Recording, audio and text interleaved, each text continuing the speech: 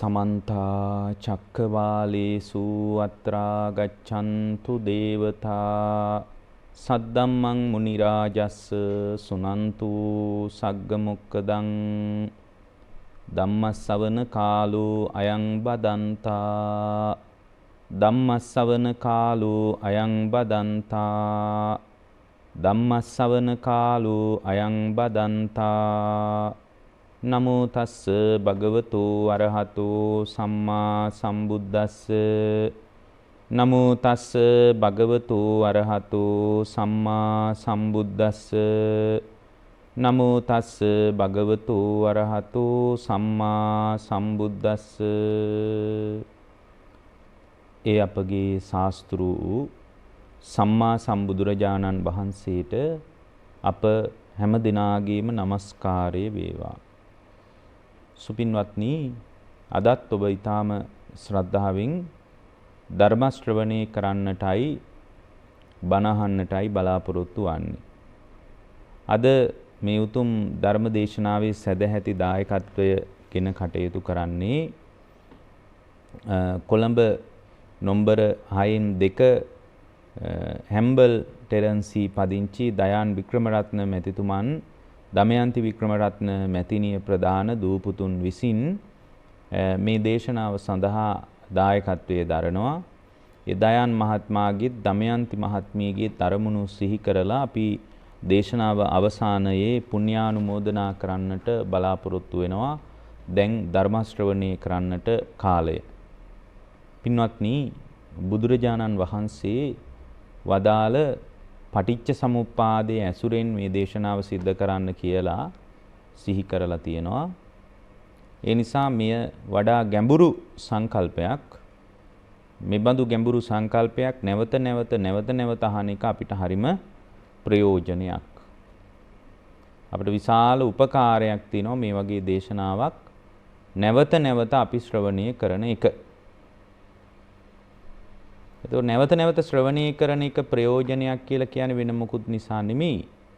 දැන් බුදුරජාණන් වහන්සේ අපට වදාලා මහණෙනි, මේ පටිච්ච සමුප්පාද න්‍යාය බොහොම ගම්බීර එකක් බව. මේ පටිච්ච සමුප්පන්න න්‍යාය ලෝකේ කිසිම ආගමික මතවාදයක් තුල, ආගමික ඉගැන්වීමක් තුල, ආගමික දර්ශනයක් තුල මතු නොවන කාරණයක්. මේක කොහෙවත් හම්බ වෙන්නේ නැහැ. මේ පටිච්ච සමුප්පාදය හම්බ වෙන්නේ බුදුරජාණන් වහන්සේගේ ධර්මයේ තුලින් විතරයි. ඒක භාග්‍යවතුන් වහන්සේගේ ධර්මයේ තියෙන ඊටා විශේෂ ලක්ෂණයක් පින්වත්නි. ඊටාම විශේෂ දෙයක් ඒක. ඒක ඊටා විශේෂ දෙයක් වෙන්නේ බුදුරජාණන් වහන්සේ අපට වදාලා ඉපදෙමින් මැරෙමින් යන සංසාර ගමනේ බුදුරජාණන් වහන්සේව මුණ ගැහුණේ බොහෝම කාලෙකින්. ඒ බොහොම කාලෙකින් මුණ ගැහුණ බුදුරජාණන් වහන්සේ පෙන්වා දෙන ධර්මය, පැහැදිලි කොට වදාළ ඒ ආශ්චර්යවත් ශ්‍රී සද්ධර්මය නිරන්තරයෙන්ම අපේ ජීවිතයට ගලප ගන්නවා නම් මේ ආර්ය න්‍යාය පිළිබඳ අවබෝධයක් අපි හැම කෙනෙකුටම තියෙන්න ඕන. මේ ආර්ය න්‍යාය ගැන අවබෝධයක් නැත්නම් එයා බුදුරජාණන් වහන්සේගේ ශ්‍රාවකයෙක් වෙන්න බෑ. සෑම බුදුරජාණන් වහන්සේගේ ශ්‍රාවකයෙක්ම මේ ආර්ය න්‍යාය මේක ගැඹුරු කතාවක්. දැන් මේ පටිච්ච සමුප්පාදයේ ඇසුරෙන්ම දේශනාව කරන්න කියලා මතක් කරලා තියෙන නිසායි කියන්නේ. මේ ගැඹුරු ආර්ය න්‍යාය පිළිබඳ යම් කිසි අවබෝධයක් බුද්ධ ශ්‍රාවකයෙකුට තියෙන්නම ඕන. එහෙම නැත්නම් එයාට ලොකු අවුලක් හිටිනවා. ඒ කියන්නේ දැන් මේ ජීවිතයේ තුලදීත් එයාගේ ජීවිතේ කඩා වැටෙන්න පුළුවන්. ඒ කියන්නේ පටිච්චසමුපාදයට ඇසුරෙන් ලෝකයේ දිහා බැලුවොත් ඒ කියන්නේ මේ ජීවිතෙත් එයා තුල කඩා වැටීමක් ඇති වෙන්නේ නැහැ. මේ ජීවිතයේ තුලත් එයා තුල නැගී හිටීමක්මයි ඇති වෙන්නේ. ඒක හරියට මේ වගේ. දැන් පටිච්ච සමුප්පාදය කියන්නේ ඉමස්මින් සති ඉදං හෝති ඉමස්ස උප්පාදා ඉදං උප්පජ්ජති. මේ ඇති කල්හි මේ ඇත, මේ ඉපදීමෙන් මේ උපදී කියලානේ කියන්නේ. ඒතර මේ අත්දකින්න වර්තමාන අත්දැකීම් ටික අපි හිතමු මොකක් හරි ආරවුලක් හරි, ගෙදර ප්‍රශ්නයක් හරි, දරුවන්ගේ ප්‍රශ්නයක් හරි, කුම්මන ප්‍රශ්නයක් හරි කමක් නැහැ.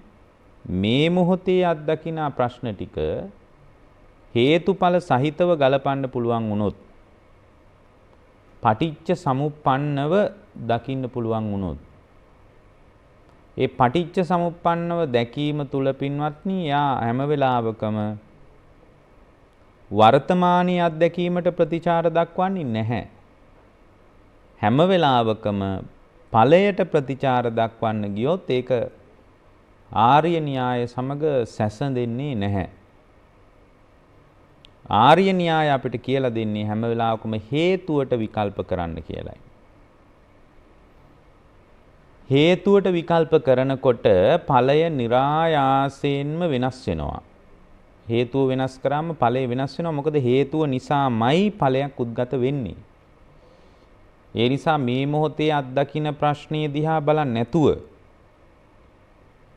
අපට පුළුවන් වුණොත් යම් වෙලාවක මේ මොහොතේ ඇතිවෙච්ච සිද්ධියේ මූලය හොයාගෙන යන්න.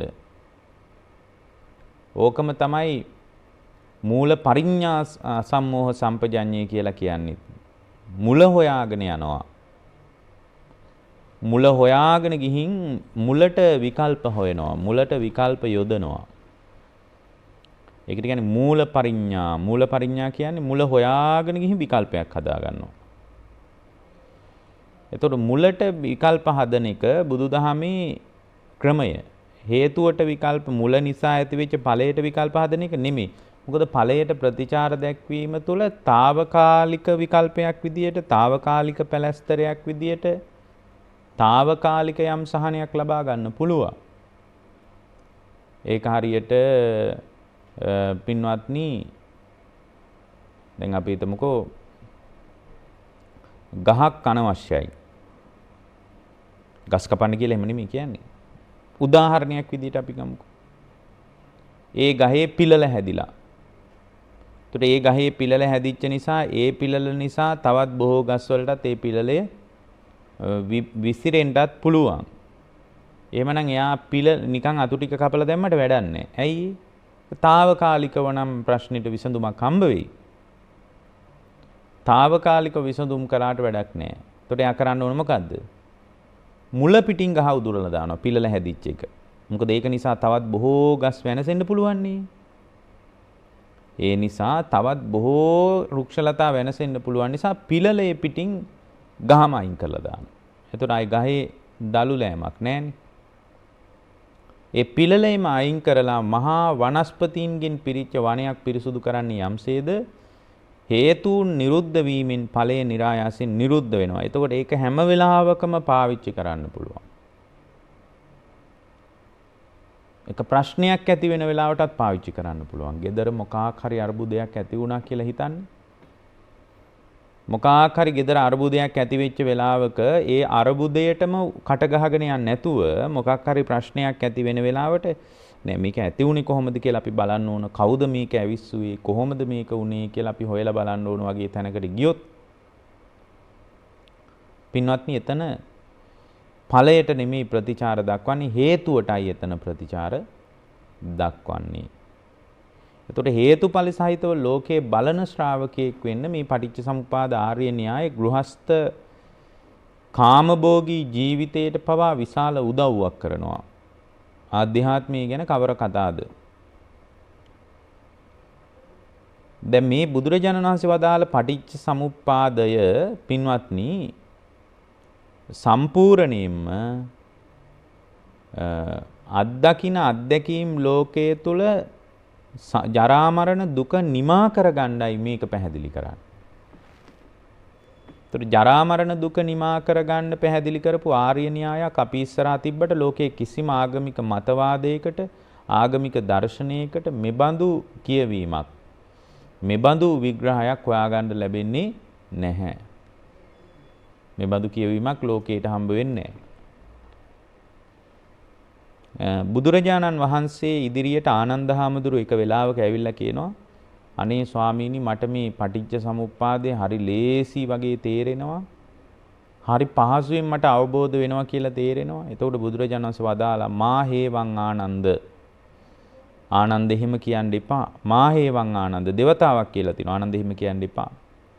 ආනන්ද මේ පටිච්ච සමුප්පාදේ නොදන්නාකම. ඒ කියන්නේ පටිච්ච සමුප්පාදේ නොදන්නාකම නිසා තමයි සත්වයා ඉපදෙමින් මැරෙමින් මේ භව ගමනේ නොඑක ආකාරයෙන් සැරිසරන්නේ.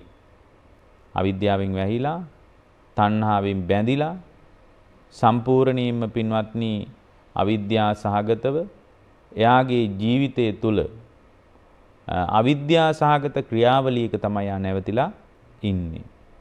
ඒතර අවිද්‍යා සහගත ක්‍රියාවලියක නැවතිලා ඉන්න සත්වයාට මුලක් හොයන්න බැරි විදියට අවිද්‍යාවෙන් තමයි යට කළේ. එතකොට අවිද්‍යාවෙන් වැහිලා යන මේ භව ගමන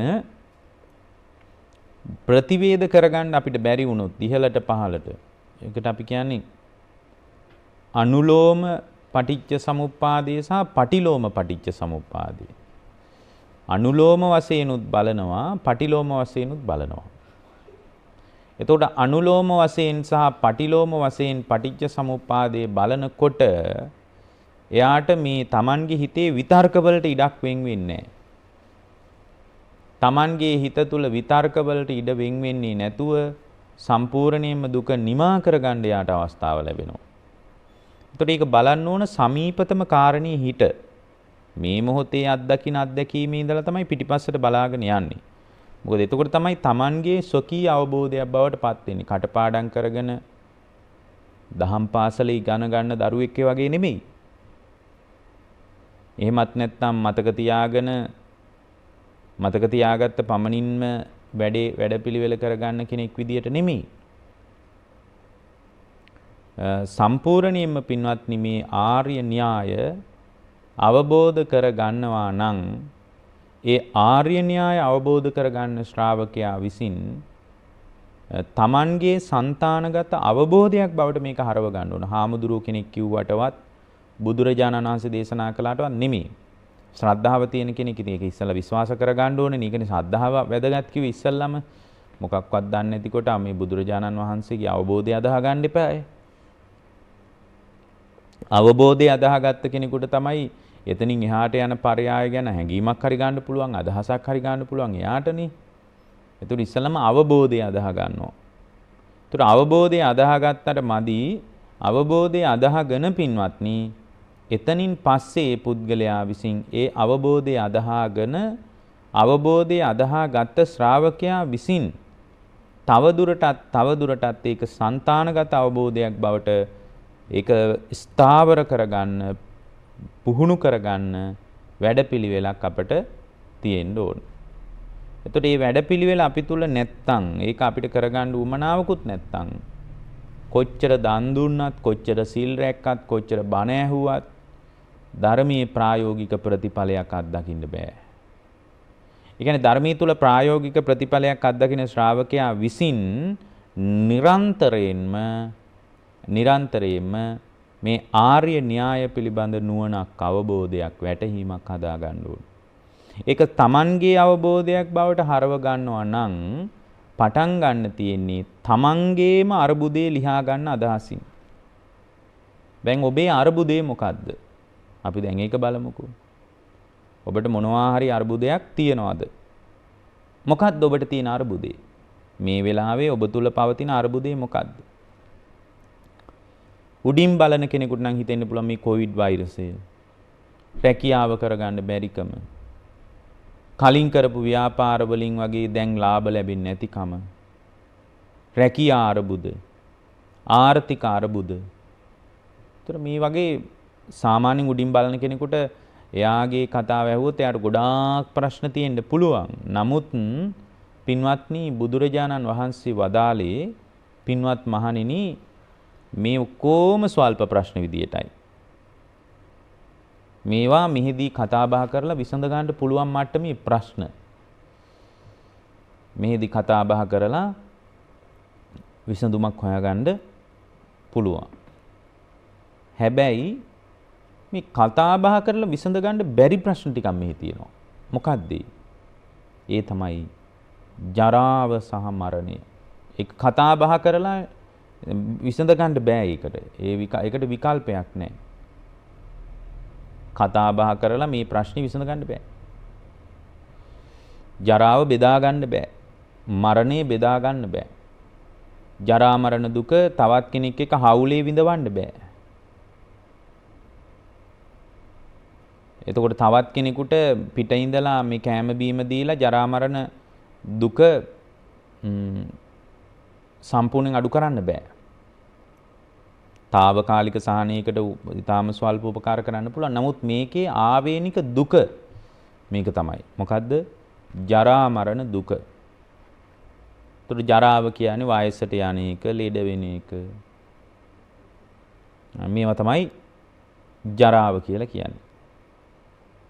ඊට පස්සේ මරණය කියලා කියන්නේ මේ ජීවිතේන්ද්‍රිය රූපේ බිඳ වැටෙන එක. ඒක නවත්ත ගන්න අපි කීයක් දේවල් නම් මෙහි කරනවද?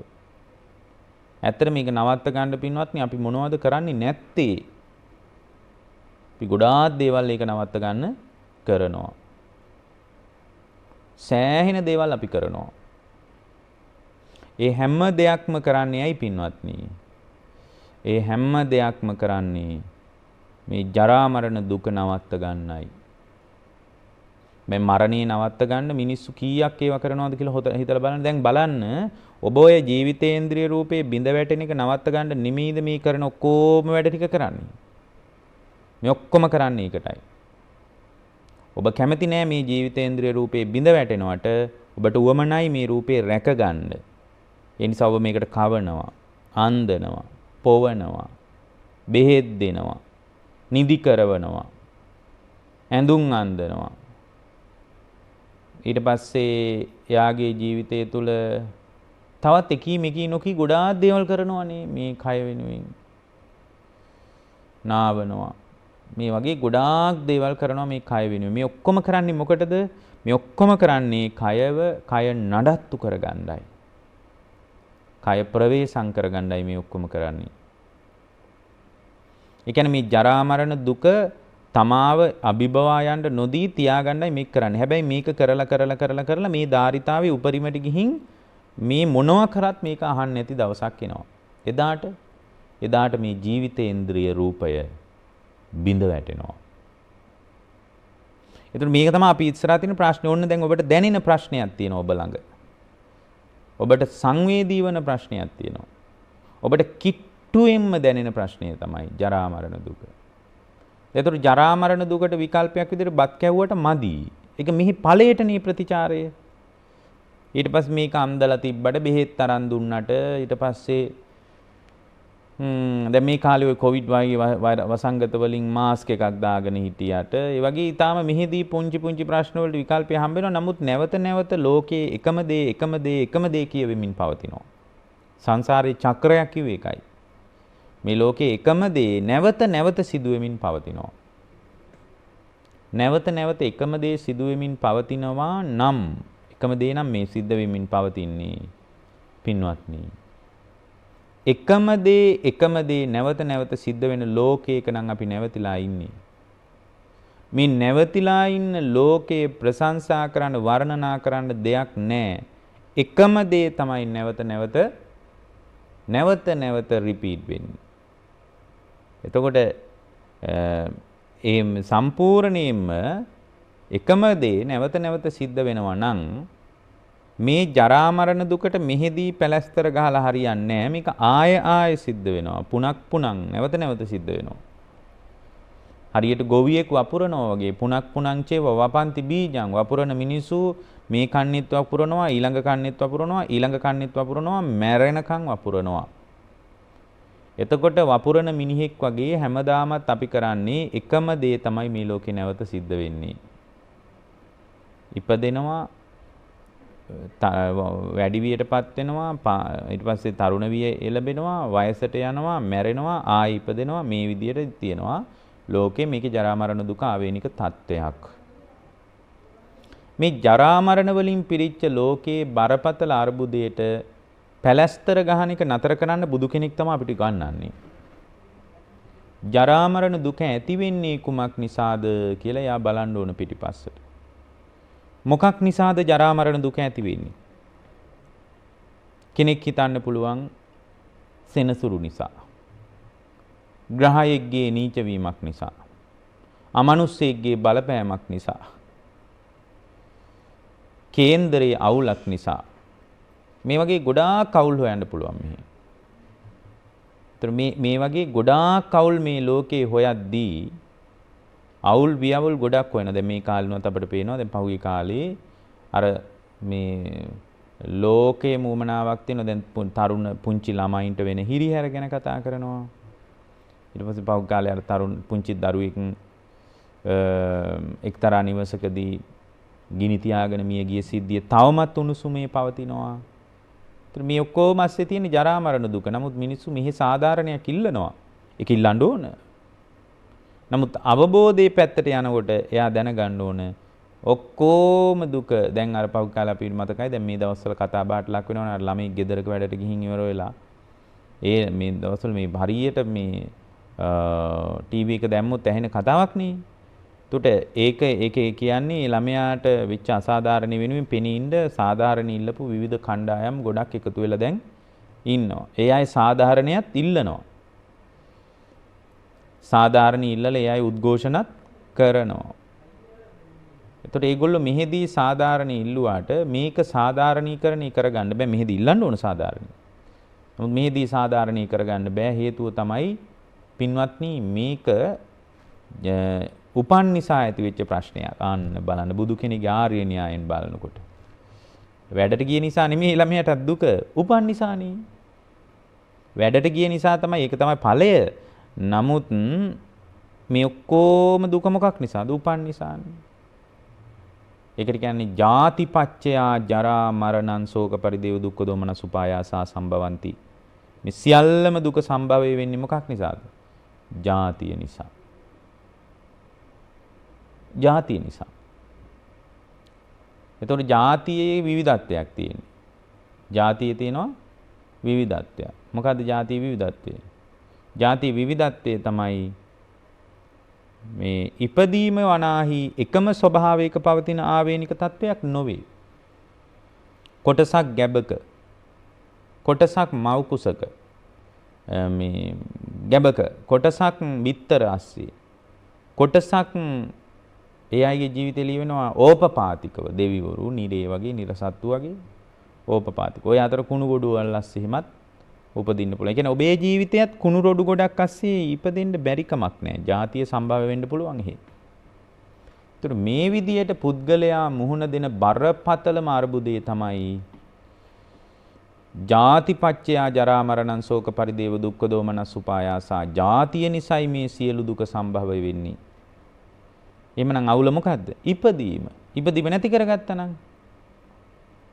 ජාති නිරුද්ධ වීමෙන් ජරා මරණ ශෝක පරිදේව දුක් දුම්නස් ඔක්කොම නිරුද්ධ වී යනවා.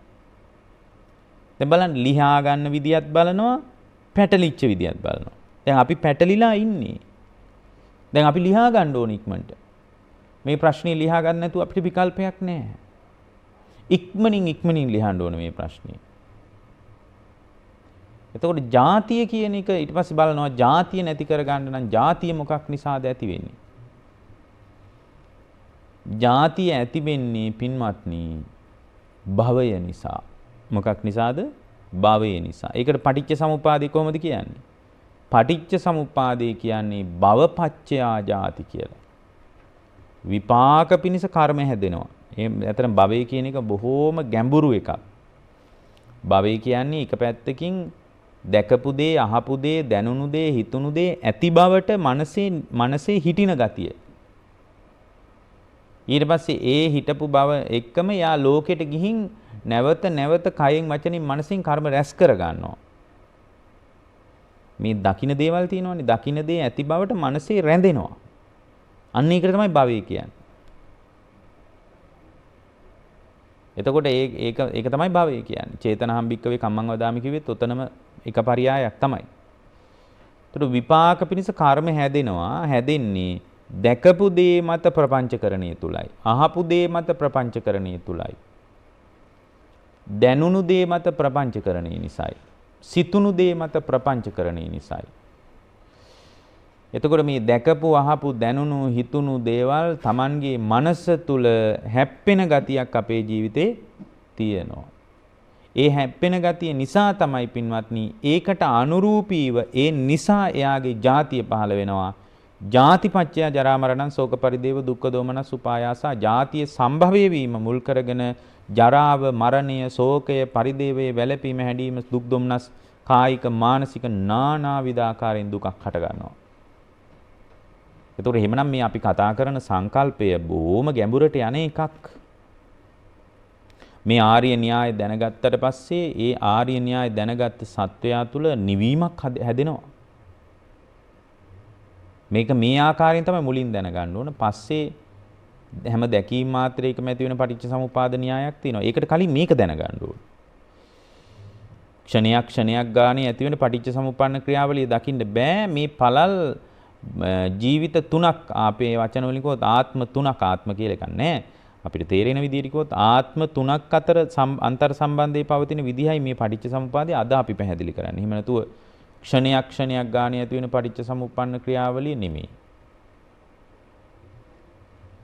දැන් හොඳට බලන්න පින්වත්නි මෙතන තියෙනවා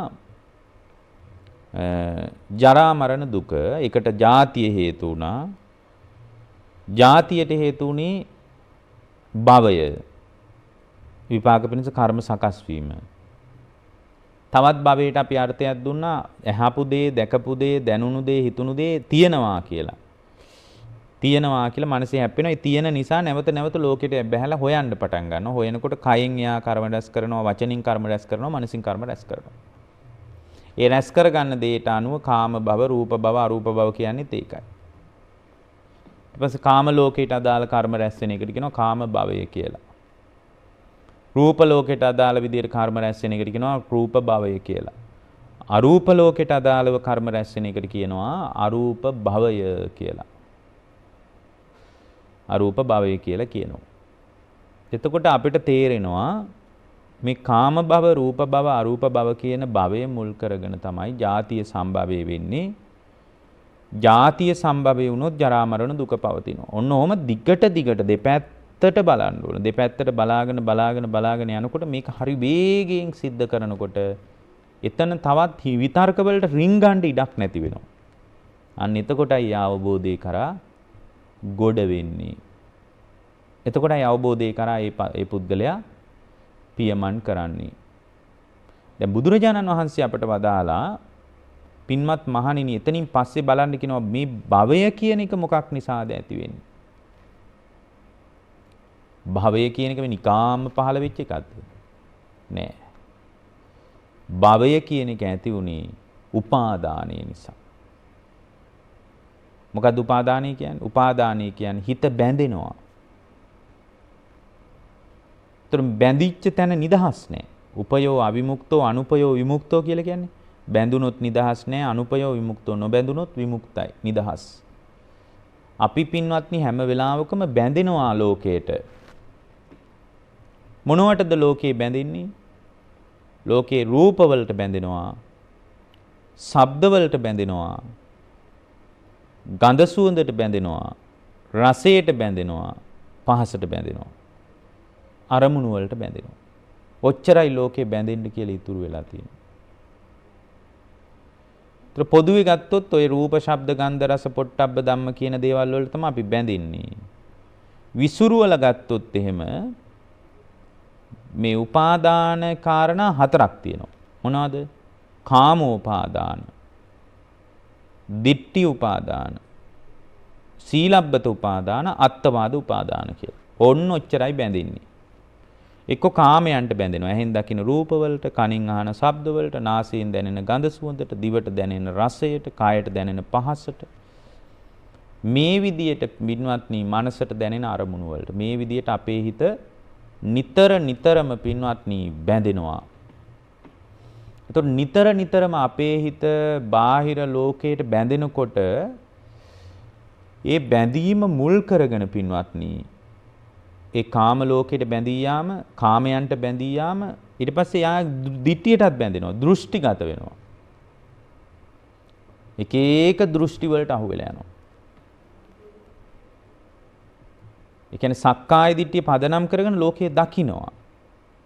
ඊළඟට සීලබ්බත උපාදාන. එක එක සීල වෘතවලට බැඳිලා යනවා. දැන් බලන්න ලංකාවේ බෞද්ධයන්ට වෙලා තියෙන දේ. එක එක සීල වෘතවලට බැඳිලා යනවා. අන්න රහවල් තැනට ගිහින් පූජාවක් තිබ්බොත් හොඳයි කියනවා එතනට දුවනවා. අහවල් පල්ලියට ගිහින් ගීතිකාවක් කිව්වොත් හොඳයි කිව්වොත් එතනට දුවනවා. දැන් බලන්න ලංකාවේ බෞද්ධයන් අසරණ වෙලා තියෙන විදිය. ලංකාවේ බෞද්ධයා වැසිකිලි පෝච්චියට අනිත් පැත්තට හරව ගන්න පුළුවන්. එච්චරට ලංකාවේ බෞද්ධයාට අභිමානයක් නැහැ. දැන් මේ පහුගිය කාලේ එක ප්‍රශ්නයක් මතුවෙලා ඒ ප්‍රශ්නෙට ඒක මහා බරපතල ප්‍රශ්නයක් නෙමෙයි. ඒකට විකල්පයක් විදිහට එක මිනිස්සෙක් මට කතා කරලා කිව්වා බලන්න හාඳුරුනේ මේ මං හිතන්නේ ස්වාමීන් වහන්සේ නමක්ගේ මොකක් හරි පුංචි ප්‍රශ්නයක් වචන හුවමාරුවක් ඒක. මිනිස්සුනේ වචන හුවමාරුවක් ලොකු සිද්ධියක් නෙමෙයි. ඒ වචන හුවමාරුවට මේ මිනිස්සයා මට කතා කරලා කියනවා ස්වාමීන් වහන්සේ ඔන්න ඔය වෙලාවට තමයි ආගම මාරු කරන්න හිතෙන්නේ. ඒ මෝඩ මිනිස්සයාට තේරෙන්නේ ඒකෙන් තමන් තමයි නන්නත්තර වෙන්නේ කියලා. ඔය වෙලාවට තමයි හාඳුරන්නේ මේ ආගම මාරු කළ වෙන ආගමකට යන්නේ. ඉතින් වෙන ආගමකට ගියා කියලා අපිට මොකද? මේ ප්‍රඥාවන්තයින්ගේ ධර්මයක් මේක. මේක මේ මොට්ටල තමන්ගේ දෘෂ්ටිය මොට කරගත්ත මිනිසුන්ගේ එකක් නෙවෙයි මේක. ඒතර එයා බලන්න මෙහි පුංචි අර්බුදයකට විකල්පය තෝරගත්තේ මොකද්ද? භාග්‍යවතුන් වහන්සේගේ පිළිසරණ අතහරින එක. එච්චරට මොටයි අද මිනිසුන්ගේ ප්‍රඥාව. ඉතින් මේ මනුස්සයට තේරෙන්නේ මම තමයි අමාරු වැටෙන්නේ කියලා තේරෙන්නේ. එයා හිතන්නේ අර හාමුදුරුවන්ට රිද්ද වෙයි. එහෙම නැත්නම් පන්සලට රිද්ද වෙයි. බුද්ධ ශාසනයට රිද්ද වෙයි කියලා. මේක මිනිස්සෙක් බුද්ධ ශාසනයෙන් අයින් වුණා කියලා බුද්ධ ශාසනය කඩා වැටෙනවද? නෑ. නමුත් ඒකේ අවධානම තියෙන්නේ Tamanට. එක එක සීල වෘතවලට අහු වෙලා යනවා. එතකොට ඊළඟ තමයි කාමෝපාදාන, ditthi උපාදාන, සීලබ්බත උපාදාන, අත්වාද උපාදාන කියන්නේ. අත්වාද උපාදාන කියන්නේ මේ රූප, වේදනා, සංඥා, සංකාර, විඥාන කියන පංචස්කන්ධ ලෝකයට බැඳෙනවා. පංචස්කන්ධ ලෝකයට බැඳෙනවා. ඒතරේ පංචස්කන්ධ ලෝකෙට බැඳින්නේ කොහොමද දන්නවද? මම කියලා බැඳෙනවා. මගේ කියලා බැඳෙනවා. මගේ ආත්මය කියලා බැඳෙනවා. තණ්හාවෙන් බැඳෙනවා. දිට්ඨියෙන් බැඳෙනවා. මානෙන් බැඳෙනවා. මගේ ආත්මය කියලා රූපයට අහු වෙනවා. රැවටෙනවා. වේදනාවට රැවටෙනවා. මම තමයි විඳින්නේ කියලා. සංඥාවට රැවටෙනවා. රූප සංඥා මම තමයි අඳුනගත්තේ කියලා. මගේ තමයි මේ රූප සංඥා කියලා. සංස්කාර වලට අහු වෙනවා. හිතේ ඇතිවෙන රූප සංචේතන වලට අහු වෙලා යනවා. විඥාණයට අහු වෙනවා. විඥාණි කියන්නේ තනි මායාවක් කියලා යාට තේරෙන්නේ නැහැ. ඒකට කියන්නේ මොකද්ද? ඒකට කියන්නේ අත්වාද උපාද. ඔන්න ඔය විදියට හිත බැඳෙනව නේද? බැඳිච්ච තැන්වල කර්ම සකස් වෙනවා. බැඳිච්ච තැන්වල කර්ම සකස් වෙනවා. ඒකයි කිව්වේ විපාක පිණිස කර්ම හැදින්නේ මොකක්ද? උපාදාන නිසා. උපාදාන පත්‍ය භව. උපාදානයේ නිසා භවය හැදෙනවා. භවය නිසා ජාතිය. ජාතිය නිසා ජරා මරණ දුක. ඊට පස්සේ ආයෙත් දැන් පිටිපස්සට බලනවා. උපාදානය ඇති වුණේ කුමක් නිසාද? නිකාම්ම පහළ වුණාද උපාදානය කියලා එකක්? නැහැ. උපාදානය ඇති වෙන්න හේතුවක් තියෙනවා. මොකක්ද හේතුව? ඔන්න දැන් එයා මුල හොයාගෙන යනවා. උපාදානය ඇති වෙන්නේ හිතේ තණ්හාව තියෙන නිසා. තණ්හාව තියෙන වෙලාවට උපාදානය ඇති වෙනවා. හිතේ තණ්හාව තිබ්බාම යා කාමයන් උපාදානය කරගන්නවා. තණ්හාව තිබ්බාම මේ කාම ලෝකේ උපාදානය කරගන්නවා. කොහොමද උපාදානය කරගන්නේ? කාමෝපාදානයන් ඇති වෙන්නේ කොහොමද පින්වත්නි? කාමෝපාදානයන් ඇති වෙන්නේ මේ කාම ලෝකේ නිරන්තරයෙන්ම නිරතුරුවම අහෙන් දකින රූප, කනින් අහන ශබ්ද, නාසයට දැනෙන ගඳ සුවඳ, දිවට දැනෙන රස, කයට දැනෙන පහස මෙන්න මේ කාරණා මුල් කරගෙන එයා අහෙන් දකින රූපේ කෙරෙහි හිතේ තණ්හාවක් ඇති වෙනවා. තණ්හාවක් නැත්තම් ඒ රූපේ අතහැරෙනවනේ. ශබ්දයේ කෙරෙහි ශබ්ද තණ්හාවක් ඇති වෙනවා. ඒ ශබ්ද තණ්හාව නැත්තම් අතහැරෙනවනේ එතනම. ශබ්ද තණ්හාව නැත්තම් ඊට පස්සේ ගන්ධ තණ්හාවක් තියෙනවා. ගන්ධ තණ්හාව නැත්තම් එතනම අතහැරෙනවනේ. රස තණ්හාවක් තියෙනවා. ඒකයි රස හොයන්නේ ලෝකෙට ගිහින්. මේ විදියට පින්වත්නි හිතේ ඇතිවෙච්ච තණ්හාව නිසා තමයි බැඳෙන්නේ. තණ්හාව ඇතිවෙච්ච තැන්වල හිත බැඳෙනවා. බැඳිච්ච තැන්වල කර්ම හැදෙනවා. කර්ම හැදුනාම ඒ කර්මයට අනුව ප්‍රතිඵලයක් හදලා දෙනවා. මොකද්ද? ජාතිය. බිත්තර ASCII හරි, ගර්භාෂ ASCII හරි, කුණු ගොඩවල් ASCII හරි, ඕපපාතිකව හරි අර විපාක වෙනස කර්මීට අනුරූපීව ඒ තැන උපත හදලා දෙනවා. ඊට අනුව ඊට සාපේක්ෂව තමයි ජරා මරණ දුක. ඊට සාපේක්ෂවයි ජරා මරණ දුක ඇති වෙන්නේ. ඒතර මේ විදියට දැන් ආයෙත් උඩට බලනවා. ආයෙත් පහළට බලනවා ආයෙත් උඩට. මේක භාවනාවෙන් දැක්කහම පින්වත්නි හිත සංස්කාරයන්ගෙන් නිදහස් කරගන්න පුළුවන්. බොහොම මේ සරලව කියලා දුන්නාට මේක Tamanගේ අවබෝධයක් කරගන්න. අපි කියන ඒවා අහන්න එපා. මේ අපි කියන ඒවා ඕනෑවට වඩා විශ්වාස කරන්න එපා. මේ කියන ඒවා ධර්මයේ ගලපලා බලන්න පටිච්ච සමුප්පාදයට මූලික ත්‍රිපිටකයත් එක්ක කොයිතරම් සැසඳෙනවද ගැලපෙනවද කියලා පින්වත්නි හොඳට හොයලා බලා ගන්න. එහෙම හොයලා බැලුවේ නැත්නම් එයාට ධර්මයේ අල්ලගන්න බෑ. ඊළඟට පින්වත්නි බුදුරජාණන් වහන්සේ වදාලා හොඳයි තණ්හාව ඇති වෙන්නේ රූප තණ්හා, ශබ්ද තණ්හා, ගන්ධ තණ්හා, රස තණ්හා, පොට්ටබ්බ තණ්හා, ධම්ම තණ්හා ආදී වශයෙන් තණ්හාව ඇති වෙන්නේ නිකම්ම නෙමෙයි. තණ්හාව ඇති වෙන්න හේතුවක් තියෙනවා. මොකද්ද? තණ්හාව ඇති වෙන්නේ වේදනා පච්චයා තණ්හා. විඳින්න යනවා. රූපේ විඳිනකොට රූපේට තණ්හාව ඇති වෙනවා. ශබ්දේ විඳිනවා, රස කරනවා. ඒ විඳිනකොට ඒ ශබ්දයේ කෙරෙහි හිතේ තණ්හාවක් උපදිනවා. බලන්න කොච්චර සියුම්ද මේ ක්‍රියාවලිය. අපි ඇහෙන් රූපේ වින්දාම ඒ විඳින රූපේට නේද තණ්හාව ඇති වෙන්නේ. නොවිඳපු රූප වලට ඔබට කවදා හරි තණ්හාවක් තියනවද නැහැ? විඳපු දෙයටයි තණ්හාව තියෙන්නේ. ඒතර විඳින්න නැති දේවල් වලට ලෝකේ තණ්හාව කියලා එකක් ඇති වෙන්නේ නැහැ. ඒතර වේදනාපච්චය තණ්හා කිව්වේ විඳීම් ඇති වෙනවා. ඒතර විඳීම් වල ආකාර 6ක් තියෙනවා. මොනවද? විඳීම් වල ආකාර 6යි. චක්කු සම්පස්සජා වේදනා, සෝත සම්පස්සජා වේදනා, ගාන සම්පස්සජා වේදනා, જીවහා සම්පස්සජා වේදනා, කාය සම්පස්සජා වේදනා, මනෝ සම්පස්සජා වේදනා. එහෙනම් වේදනාවේ ආකාර 6යි. 6 ASCII තවත් 3ක් තියෙනවා. 6 3න් වැඩි කරන්න ඕනේ. කීයද? 18යි. මොනවද ඒ 3? රූප සංචේතන රූපේ නිසා ඇති වෙන විඳීම සැප වේදනාවක්ද විය හැක, දුක් වේදනාවක්ද විය හැක, මධ්‍යස්ථ විඳීමක්ද විය හැක. ශබ්දේ නිසා සුඛ වේදනාවක්ද විය හැක, දුක්ඛ වේදනාවක්ද විය හැක, අදුක්ඛම සුඛ වේදනාවක්ද විය හැක. ඔය විදිහට ආයතන 6ේම 3 ආකාරයකින් පවතින වේදනාව දකින්න ඕන. ආයතන 6ේම මේ ක්‍රියාවලිය දැනගන්න ඕන. ඒතර ආයතන 6ේම මේ ක්‍රියාවලිය දැනගන්නකොට දැනගත්ත තැන පින්වත්නි එතකොට අපිට තේරෙනවා රූප තණ්හාව ඇති වෙන්නේ රූපේ නිසා චක්කු සම්පස්සජ වේදනාව නිසා. ඒකනේ තණ්හාවේ ආකාර 6ක් තියෙන්නේ. ඒතර තණ්හාවේ ආකාර 6ක් තියෙනවා. වේදනාවේ ආකාර 6ක් නිසා තමයි තණ්හාවේ ආකාර 6ක් වුනේ. එතකොට එහෙමනම් අපි දැනගන්න ඕන වේදනාව යම් තැනක තිබ්බොත් ඒ විඳින වේදනාව මුල් කරගෙන යාගේ හිතේ තණ්හාවක් ජනිත වෙනවාමයි. රහතන් වහන්සේට මේක වෙන්නේ නැත්තේ රහතන් වහන්සේ දැක්කාම දැක්කා කියන තැන අතහැරලා දානවනේ දැකීම් මාත්‍රයකින්. දැකීම් මාත්‍රයක් විතර. අපිටත් එහෙම ඒවා තියෙනවනේ දීටිකම. අපිටත් එහෙම තියෙනවා. හැබැයි අපිට ඒක අපිට සාමාන්‍යයෙන් හැම මොහොතකම පවත්වන්න බෑනේ. දැන් අපි යම් පාරේ යනකොට ගල් කැටයක් තියෙනවා. ඉතින් ගල් කැටේ දකින්නවනේ. විශේෂ අදහසක් ප්‍රපංචකරණයකට අහු වෙනවද නැහැ.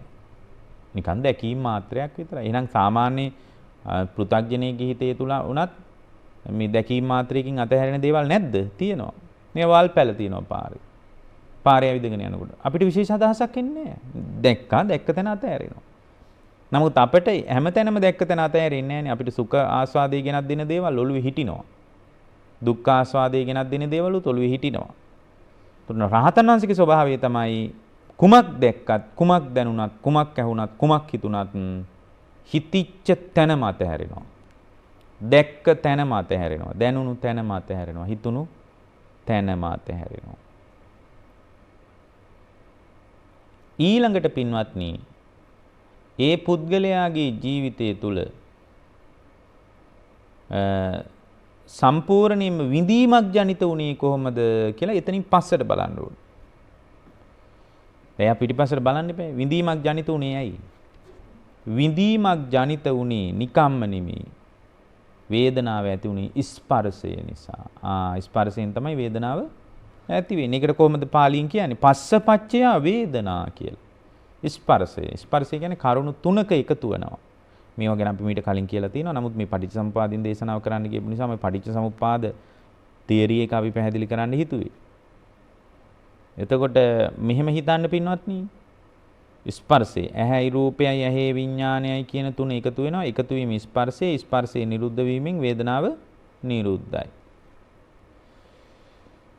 කනයි ශබ්දයයි කනේ විඥානයයි තුන එකතු වුණාම ස්පර්ශයේ පස්සපච්චය වේදනයි. එහෙම එකතු වුණාම විඳිනවා. එකතු වුනේ නැත්තම් විඳින්නේ නැහැ.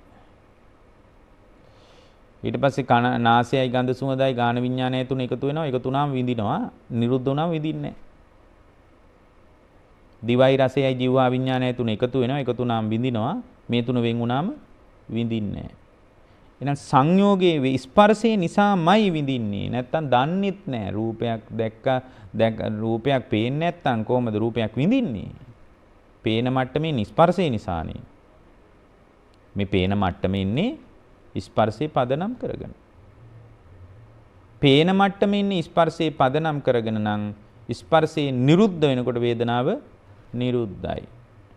එතකොට ස්පර්ශ මේ ඇහැයි රූපය ඇහි විඥානය තුන එකතු වෙනවා. ඒ තුන ස්පර්ශයේ ඒ නිසා එයාට චක්කු සම්පස්සජා වේදනාවක් හට ගන්නවා. එයා ඇහෙන් විඳිනවා. විඳින දෙයට හිතේ තණ්හාවක් ඇති වෙනවා. රූප තණ්හාවක්. ඒ තණ්හාව ඇති වුණාට පස්සේ ඒ ඇතිවෙච්ච රූපේ උපාදානය වෙනවා. ඒකට කියන්නේ තණ්හාපච්චය උපාදානං. ඇසින් දැක්ක රූපේ නිසා ඊට පස්සේ කර්ම සකස් කරගන්නවා. ඒකට කියන්නේ භවය. භවය නිසා පින්වත්නි කර්ම සකස් වුණාම සකස් වෙච්ච තැන්වල අයාගේ ජාතිය පහළ වෙනවා. ඒක ජාතිය ඊට අනුව දුක. අන්න ලස්සනට ලිහිනවා නේ. ආයෙත් උඩට බලනවා. ආයෙත් උඩට බලනවා. එතකොට එහෙමනම් වේදනාවක් ජනිත වුණේ ස්පර්ශය නිසා නම් ස්පර්ශය නිකම් ඇති වෙච්ච එකද? නෑ නෑ. ස්පර්ශයත් හේතු සහිතයි. ස්පර්ශය කියන්නේ සංකස් වෙච්ච දෙයක්, සංකතයක්. ස්පර්ශයට හේතුව මොකක්ද? සලායතන පච්චයා පස්සෝ. සලායතන ප්‍රත්‍යයෙන් ස්පර්ශ වෙන්නේ. චක්කායතන, සෝතායතන, ගානායතන, જીවහායතන, කායායතන, මනායතන කියලා ආයතන හයක් නැත්තම් මෙහිම ආයතන හයක් නැත්තම් කොහෙද පින්වත් නිස්පර්ශයක්? චක්කායතනය කියලා එකක් තිබ්බ නිසා තමයි ඇහැට රූප පේනුනේ. සෝතායතන කියලා එකක් තියෙන නිසා තමයි ඇහෙන්නේ. ඇහෙන දෙයට තමයි තණ්හාව ඇති වෙන්නේ. ඉතින් මේ ආයතනේ නැත්තම් කොහෙද මේ උපාදානයක් හරි භවයක් හරි ජාති මොකක්වත් නැහැ නේ. එතකොට අපි දැනගන්න ඕන ස්පර්ශ වෙන්නේ සලායතන කියලා එකක් තිබ්බොත් චක්කායතන කියලා එකක් නැත්තම් රූපය දකින්න මට්ටමක් නැහනේ. දැකීම් මට්ටම නැත්තම් කොහෙද? ඉතින් දකින්න දෙයට නම් තණ්හාව තියෙන. දැකමු නැති දේවල් වල තණ්හාව තියෙන්නේ නැහනේ. එතකොට එතන ඉඳලා තේරුම් ගන්න පින්වත්නි මේ විදියට කොහොමද මේ ලෝකයම ඇති වෙන්නේ මොන විදියටද? ලෝකයම ඇති වෙන්නේ සම්පූර්ණයෙන්ම ආයතන හය නිසා. ඒකයි මේ ආයතන හයේ තණ්හාව හදනවා කියලා අපි නිතර දේශනාවලදී කියන්නේ. හැබැයි ආයතන හයත් නිකම් ඇති වුණා නෙමෙයි. ආයතන වෙන්නේ කොහොමද? චක්කායතන වෙන්නේ කොහොමද? ඉන්ද්‍රියක් තියෙන්න පුළුවන්. නමුත් ආයතනයක් වෙන්නේ කොහොමද? ආයතනයක් වෙන්නේ පින්වත්නි නිකම්ම නෙමෙයි. ආයතනයක් වෙන්නේ මෙන්න මේ විදියටයි. කොහොමද? නාම රූප පච්චයා සලායතනං. නාම ලක්ෂණයයි රූපණ ලක්ෂණයයි දෙක එකතු වෙන්න ඕන. එකට හිටවපු ධර්මිටි දෙකක් වගේ මේ දෙක. එකක් නිසා තව එකක් යැපෙනවා. එකක් නිසා තමයි අනිත් එක යැපෙන්නේ. එතකොට එකක් නිසා අනිත් එක යැපෙනවා නම් නාම රූප කියලා දෙකම නැත්තම් එතන ආයතන නැහැ. නාමය කියන්නේ මොකද්ද? නාමය කියන්නේ වේදනා සංඥා චේතනා පස්ස මනසිකාර කියන පහ. රූපය කියන්නේ පඨවි ආපෝ තේජෝ වායෝ කියන සතර මහා ධාතුන්ගෙන් හැදිච්ච රූපය. ආපෝ තේජෝ වායෝ පඨවි කියන මෙන්න මේ ටිකෙන් හැදිච්ච රූපය. එතකොට මේ රූපයක් තියෙන්න ඕන. රූපේ විතරක් තිබ්බට මේ ආයතනයක් වෙන්නේ නැහැ නේ. ආයතනයක් වෙන්නේ නාම වේදනාව ඇති වෙන්න ඕනේ ඇසහර. වේදනා සංඥා චේතනා පස්ස මනසිකාරය යන්න ඕනේ ඇහැහරා. ඊට පස්සේ මනසිකාරය ගියාට පස්සේ ස්පර්ශ වෙන්න ඕන. ස්පර්ශ වීම මුල් කරගෙන චේතනා පහළ වෙන්න ඕන. ඊට පස්සේ වේදනා සංඥා පහළ වෙන්න ඕන. විඳින්න ඕන. එතකොට තමයි මේ නාම ධර්ම මේ ඔක්කොම හැංගීම්. මේ හැංගීම් ටිකත් එකතු වෙන්න ඕන ඇසත් එක්ක මිශ්‍ර වෙන්න ඕන. මේ එළියේ තියෙන ඇහැ තියෙන. මේ ඇහත් එක්ක මිශ්‍ර වෙන්න ඕන. ඔන්න ඔය කාරණා. ඔකට කියන්නේ නාම රූප ධර්මයන් පහළ වෙනවා. ඔන්න ඔය නාම රූප ධර්මයන් පහළ වුණාම තමයි චක්ක ආයතනෙ පහළ වෙන්නේ. නාම රූප ධර්මයන් නැති තැනක ආයතන හැදින්නේ නැහැ. දැන් මේ මොහොතේ ඔබට කය ආයතනයක් වෙන්න නොවෙන්න පුළුවන්. කාය ආයතනෙ. ඇයි ඔබට කය ආයතනයක් නොවෙන්නේ? කාය ආයතනෙ නැත්තේ සමහර විට ඔබට මේ වෙලාවේ තියෙන්නේ චක්ක ආයතනෙ, සෝත ආයතනෙ ආදී ආයතන. එතකොට මේ කය තියනවද කියලාවත් දන්නෙත් නෑ අපිනේ. මෙහෙම රූපයක් මට තියනවද කියලා මතකද දැන්? මතක නෑ. මේ ඊපස්සේ මේ පැත්තට යනකොට තමයි ඔන්න ආයතන. මේ පැත්තෙන් නාම රූප ධර්ම ටික පහළ වෙන්න ඕනේ. එතකොට තමයි පින්වත්නි නාම රූප ධර්මයන් පහළ වෙනකොට සලආයතන වෙන්නේ. නම් මේ නාම රූප ධර්මයන් පහළ වුණේ කොහොමද? නාම රූප ධර්ම ඇති වුණේ නිකම්ම නෙමෙයි. නාම රූප ධර්ම ඇති වුණේ ඉබේම නෙමෙයි. නාම රූප ධර්මයන් නැති වුණේ පින්වත්නි භාග්‍යවතුන් වහන්සේ වදාලා නාම රූප ධර්මයන් ජනිත වුණේ බුදුරජාණන් වහන්සේ දේශනා කරන විඥාන පච්චයා නාම රූපං විඥානයක් ප්‍රතිසන්දිය ලැබපු නිසා. විඥානයක් බැහැගත්තේ නැති තැනක නාම රූපත් නැහැ සලආයතනත් නැහැ. විඥානයක් බැහැගත්තේ නැති තැනක නාම රූපත් නැහැ සලආයතනත් නැහැ. නාම රූපයි සලආයතනයි ඔක්කොම නැත්තම් විඥානයක් නැති තැනක විඥානීය පිහිටපු තැනක විඥානය බැහැගත්තොත් විතරමයි නාම රූප ධර්ම පහළ වෙන්නේ. ගස් වලට නාම රූප ධර්ම නැති එකයි. ඇයි? විඥානයක් නැහැ. විඥාන පච්චයා නාම රූපං. එතකොට විඥානයක් බැහැගත්ත නිසා නාම රූප කියලා ධර්ම දෙකක් පහළ වුණා. ඊට අනුව ආයතනයක් හැදුණා. ආයතනය නිසා ආයතන ස්පර්ශ වුණා. ස්පර්ශය නිසා විඳා. විඳපු දෙයට තණ්හාව ඇති වුණා. තණ්හාව ඇති වෙච්ච එකම උපාදානය වුණා. උපාදානය වීමට අනුව කර්මයක් හැදුණා. කර්මයට අනුව ජාතිය පහළ වුණා. ඊට අනුව ජරා මරණ දුකක් හැදුණා. විඥානීය පහළ වුණේ කුමක් නිසාද? විඥානීය පහළ වුණේ නිකම්ම නෙමෙයි. විඥානීය පහළ වුණේ පින්වත්නි සංකාර නිසා. සංකාරපච්චය විඥාන. මොනවද සංකාර කියන්නේ? පුඤ්ඤාභි සංකාර, අපුඤ්ඤාභි සංකාර, ආනිඤ්ඤාභි සංකාර. පින හෝ පව හෝ ධානසිත හෝ කියන කාරණා තුන පදනම් කරගෙන තමයි පින හරි පව හරි ධානසිත හරි තුන එකතු වෙච්ච තැනක තමයි පින්වත්නි සම්පූර්ණයෙන්ම පින හරි පිනට අනුව හෝ පවට අනුව හෝ ධානසිත වලට අනුව තමයි එයාගේ විඥානය බැහැගන්නේ. එතකොට එයාගේ විඥානය බැහැගන්නේ එහෙම නම් එයාගේ විඥානය බැහැගන්න මට්ටම එතන නම් තියෙන්නේ. එතකොට පිනට අනුව විඥානය පැලවෙනවා, පවට අනුව විඥානය පැලවෙනවා, ධාන සිත් වලට අනුව විඥානය පැලවෙනවා. ඔය තුනට අනුව තමයි විඥානය පැලවෙන්නේ. ඇයි මේ මිනිස්සු පින් කර කර පව් කර කර ධාන දියුණු කර කර ඉන්නේ? ඒගොල්ලන්ට චතුරාර්ය සත්‍ය කියලා එකක් දන්නේ නැතිකම අන්න අවිද්‍යාව. අවිද්‍යාව පත්‍ය සංඛාරා. එතකොට එහෙනම් මතක තියාගන්න පින කරන්නෙත් අවිද්‍යාවට, පව කරන්නෙත් අවිද්‍යාවට, ධාන දියුණු කරන්නෙත් අවිද්‍යාවට. ඒවෙන් උදව්ව තියෙන්න පුළුවන්. නමුත් ඒකේ නතර වෙලා ඉන්නවා නම් ඒක අවිද්‍යාවට කරන දෙයක්. අවිද්‍යාව නිසා පින් හෝ පව් හෝ ධාන සිත් දියුණු කරනවා. ඊට අනුව යාගේ විඥානයේ ප්‍රතිසන්දිය ලැබනවා. ඊට අනුව නාම රූප ධර්ම එකතු වෙනවා. ඊට අනුව ආයතන හැදෙනවා. ආයතන හැදුනට පස්සේ ස්පර්ශ වෙනවා. ස්පර්ශය නිසා මිනිසු විඳිනවා. විඳින දෙයට තණ්හාව ඇති වෙනවා. තණ්හාව නිසා උපාදානය වෙනවා. උපාදානයට අනුව විපාක පිණිස කර්ම හැදෙනවා. ඊට අනුව ජාතිය පහළ වෙනවා. ඊට අනුව ජරා මරණ දුක් හොන්නෝක එහාට මෙහාට දෙපැත්තට අනුලෝම පටිලෝම වශයෙන් බලනකොට යා කෙලෙසුන්ගෙන් නිදහස් වෙනවා. ඔබ හැම දිනාටම ධර්මාවබෝධයේ පිණිස මේ දේශනාව උපකාර වේවා. පින්වත්නි අද දේශනාවේ සදැහැති දායකත්වයෙන් කටයුතු කරනු ලබන්නේ කොළඹ නොම්බර 6 1 හැම්බල් ටෙරන්ස් පදිංචි දයාන් වික්‍රමරත්න මැතිතුමන් දමයන්ති වික්‍රමරත්න මහත්මිය ඇතුළු දූ දරුවන් එකතු වෙලා සිද්ධ කරනවා අරමුණ විදියට ජන්මදිනයේ සමරන පස්වන දින ජන්මදිනය සමරන ඩිරුන්ද්‍රි කෞෂදී දියණියටත් මේ මාස 17 වන දින ජන්මදිනයේ සමරන ඩිවෝන් පුතාටත් ඒ වගේම ජියානා දියණියටත් නිදුක් නිරෝගී සුව දිගාසිරි සම්පත් ප්‍රාර්ථනා කරලා තියෙනවා. ඒ දරුවන්ට අපි බුද්ධ ආදී රත්නත්‍රයේ ආශිර්වාදේ කායික මානසික යහපත නිදුක් නිරෝගී සුවපත් භාවයේ ප්‍රාර්ථනා කරනවා. මේ ගෞතම බුදු සසුනේදීම ධර්මාවබෝධ වේවා කියලා අපි අදිෂ්ඨාන කරනවා.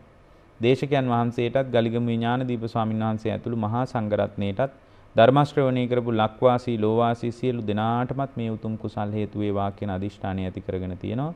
මේ ගෞතම බුද්ධ ශාසනයේදී උතුම් නිවන් පිණිසම දේශනා මේ කුසල් හේතු වාසනා වේවා කියලා අදිෂ්ඨාන කරගෙන තිබෙනවා. ඒතකොට ශ්‍රී ලංකාව ඇතුළු මුළු ලෝකේ පුරා පැතිරී පවතින දරුණු අසංගත තත්ත්වය ඊටම ඉක්මනින් සමනය වේවා කියලා අදිෂ්ඨාන කරගෙන තියෙනවා. විශේෂයෙන්ම දයන් වික්‍රමරත්න මහත්මයාත් දමයන්ති වික්‍රමරත්න මහත්මියත් නමින් මියගේ ඥාතීන්ටත් අනුමෝදනා එකතු කරලා තියෙනවා. පරලෝ සැපත් වුණ ඩී.ආර්. වික්‍රමරත්න පියතුමාටත් ග්‍රේස් වික්‍රමරත්න මෑණියන් ඇතුළු වර්ග පරම්පරානුගතව මියගිය සියලු ඥාතීන්ට අනුමෝදනා කරලා තියෙනවා. පරලෝ සැපත් ටර්නල් මෙන්ඩිස් පියතුමාටත් ඒ වගේම ටිලි මෙන්ඩිස් මෑණියන් ඇතුළු වර්ග පරම්පරාගත සියලු ඥාතීන්ට අනුමෝදනා කරලා තියෙනවා. දිවිපිදු සියලු රණවිරුවන්ට මහා සංඝරත්නයට කොවිඩ් වසංගත තත්ත්වෙන් මියගිය සියලු දෙනාට මේ උතුම් කුසල් හේතු වේවා කියන අදිෂ්ඨානය ඇති කරගෙන තියෙනවා. මියගිය සියලු ඥාතීන්ගේද භවගාමී සසර සුවපත් වේවා. ජාත්‍ය ආදී දුකෙන් නිදහස්ව ලබන උතුම් නිවන් පිණිසම දේශනාමේ කුසල් හේතු වාසනා වේවා කියලා අපි අදිෂ්ඨාන කරනවා. ඒ වගේම මේ දේශනාවට සම්බන්ධ වුණු ඔබ හැමදිනම රැස් කරගත්තා වූ පින සියලු දෙවියන්ට අනුමෝදන් කරනවා. සතරවරන් රජදරුවන් සක්දෙවිඳුන් ප්‍රදාන පරිවාර දිව්‍ය රාජ මණ්ඩල බ්‍රහ්ම රාජ මණ්ඩල මේ පින් ආවර්ජනය කරමින් මානසිකාරයේ කරමින් ප්‍රීති ഘോഷා කරමින් සතුටු වෙත්වා. දෙවියන්ටද මේ පින උපකාර වීම තුලින් උතුම් නිවන් පිණිසම හේතු වාසනා වේවා කියලා අපි අදිෂ්ඨාන කරනවා. මියගිය ඥාතීන්ටත් ඔබ අප හැම දිනාටමත් සියලු දෙවියන්ටත් මේ උතුම් කුසල් ධර්මාවබෝධයේ පිණිසම හේතු වේවා කියන අදිෂ්ඨානයෙන් දේශනාව නිමා කරන ඔබ හැම දිනාටම තෙරුවන් සරණයි. සද්ධර්ම ශ්‍රවණාභිලාෂීව බුදුනුවන්ගේ හදවතෙහි නාලිකාව සමගින් රැඳුණු සුපින්වතුනි ධම්මසා සැනසෙන්නට පරම විචිත්‍ර වූ සද්ධර්මය අසා සැනසෙන්නට උතුම් හෝරාවක් සදහම් හෝරාවකුයි ගෙවී යන්නට ඉදුණි. නිස්ධර්මානුකූල උතුම් සද්ධර්ම දේශනාව පැවැත්වූ අපගේ පින්වත් ස්වාමින් වහන්සේ කොළඹ 10 මාලිකාවත්ත සුධර්මාරාම වාසී ත්‍රිපිටක ධර්මවේදී ගෞරව ශාස්ත්‍රවේදී අපපූජනීය හසලක සීල විමල වින්වත් ස්වාමින් වහන්සේට අපි හැමදෙනාම හඩනගා සාදුකාර ලබා දෙමින් ගෞරව පූරක පුණ්‍යානුමෝදනා සිද්ධ කරමු. සාදු සාදු සාදු. සුපින්වතුනි උතුම් සද්ධර්ම දේශනාවේ පින්බර දායකත්වයෙන් කටයුතු කරන්ට යදුනා වූ කොළඹ නම්බර 6-2 කැම්බල් ටෙරන්සි පදිංචි දයන් වික්‍රමරත්න මහතා දමයන්ති වික්‍රමරත්න මහත්මිය ඇතුළු පවුලේ දූ දරුවන් හැමදෙනාටම නිදුක් නිරෝග භාවය වේවායි කියලා ප්‍රාර්ථනා කරනවා. සියලු සෙත් ප්‍රාර්ථනාවන් සියලු පුණ්‍යානුමෝදනාවන් එලෙසින්ම සාක්ෂාත් වේවා. සැමට උතුම් ධර්ම අවබෝධය වේවායි ප්‍රාර්ථනා කරමින් ඔබේ නිවහන් සමුගන්නටයි බලාපොරොත්තු වන්නේ. ඔබ හැම දිනාටම සම්මා සම්බුදු සරණයි.